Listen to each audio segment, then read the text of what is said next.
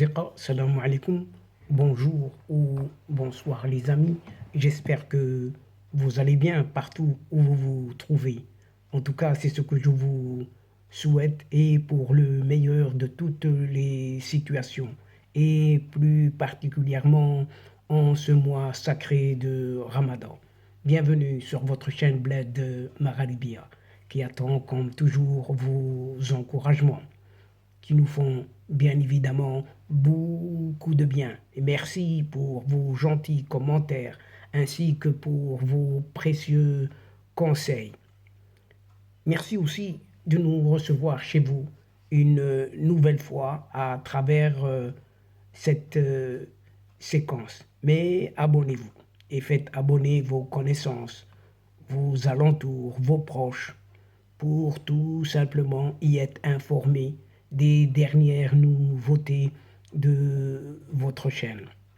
Cette séquence vidéo se penche cette fois-ci sur cet esclavage de nos jours, contemporain dirait-on, et qui ne dit toujours pas son véritable nom en cette Algérie. Dès lors, chers amis, une simple question, toute légitime par ailleurs, s'impose à nous pour se dire qu'en était-il de l'esclavage durant la période coloniale de cette Algérie, dans son tracé actuel, et qui a été tracé par un certain empire ottoman, l'empire ottoman très célèbre, légendaire même. Dès lors, voici une petite réponse qui nous vient de suite à l'esprit en ce qui concerne justement cette Algérie qui a été, rappelons-le, sous la domination d'un certain empire ottoman de 1516 à 1830, quelques 300, presque 314, si ce n'est 315 ans, 3 siècles et 15 petites années. Pendant cette période, l'esclavage était largement pratiqué dans tout l'Empire ottoman, pas uniquement en cette Algérie, dirait-on, y compris dans cette Algérie ottomane. Les Ottomans ont adopté cette pratique de l'esclavage dès le début de leur empire et ont continué à l'utiliser pour de nombreuses tâches, notamment dans les travaux agricoles, domestiques et militaires, et même autres. En Algérie, l'esclavage était principalement pratiqué par la population musulmane, arabe et berbère qui détenait des esclaves noirs, africains, principalement capturés lors de razzias dans la région du Sahel et de la savane.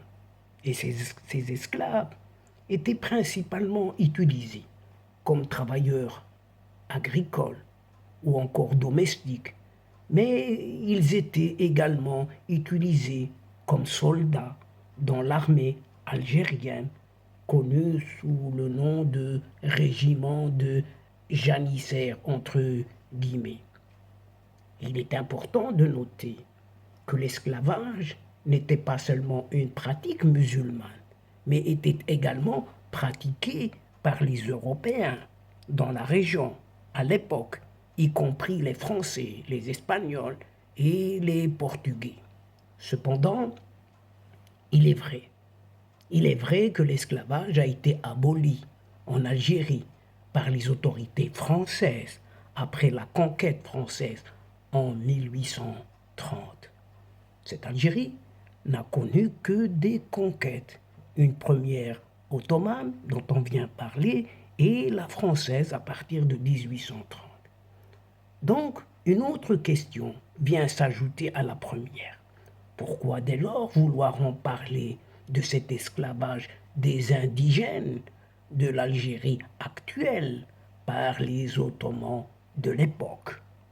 Et la réponse est toute simple, puisqu'il est important de noter que l'esclavage était pratiqué en Algérie bel et bien avant l'arrivée des Ottomans, mais qu'il a été institutionnalisé, dirait-on, et réglementé surtout pendant leur domination ottomane. Et pendant cette période, toute cette période, les Ottomans ont maintenu un système d'esclavage qui consistait principalement en esclaves noirs africains, mais aussi en esclaves capturés dans d'autres régions du monde, telles que les Balkans et la Méditerranée orientale. Cependant, il est vrai que les Ottomans ont également pratiqué l'esclavage des indigènes algériens, cette fois-ci, connus sous le nom de Ra'ia. Et les Ra'ia étaient des personnes qui étaient considérées comme des sujets de l'Empire ottoman.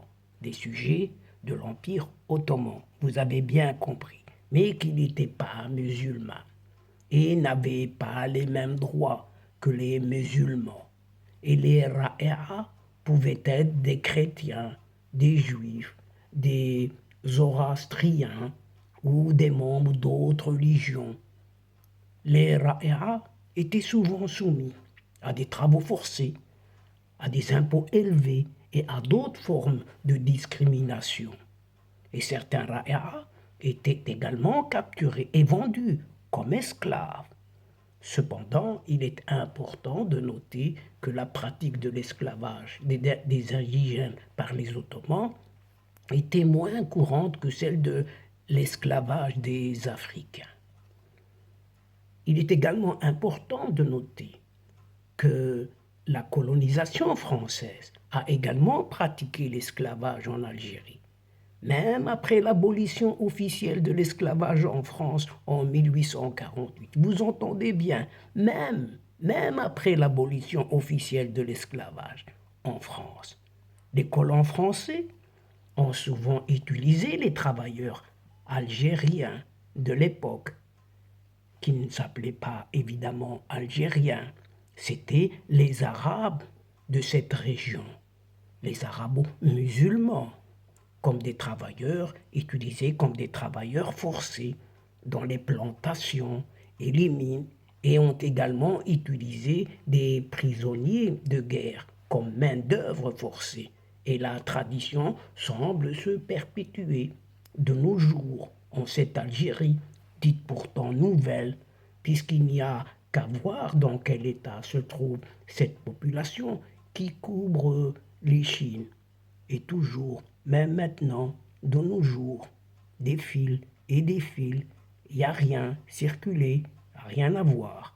Et cette population ne fait que être comme un, un esclavage tout simplement du monde. Et donc, chers amis, mesdames et messieurs, c'est ici, sur cet esclavage dit presque entre guillemets moderne, qui ne dit toujours pas son nom, son véritable nom, en cette Algérie, que prend fin cette séquence tout en prenant congé de vous. Mais nous espérons vous retrouver très très bientôt avec un immense plaisir et comme d'habitude. Merci pour votre participation, de nous suivre jusqu'au bout, de suivre vos séquences. Mais n'oubliez pas de nous aider, d'aider votre chaîne, de nous aider mutuellement en vous y abonnant, afin d'être informé et surtout en partageant autour de vous, partout où vous pouvez le faire, les séquences vidéo de votre chaîne. Et pour cela, un simple clic sur votre téléphone en allant chercher quelques petites adresses qui sont dans votre agenda. Et le tour est joué. Ça ne prend que quelques petits moments, tout simplement. Quant à moi, bien évidemment, le moment est juste arrivé pour vous dire au revoir les amis. L'asdiqa, salamu alaikum wa rahmatullah wa barakatuh. À la prochaine fois et à bientôt. إلى اللقاء في حصة أخرى إن شاء الله. مع السلامة.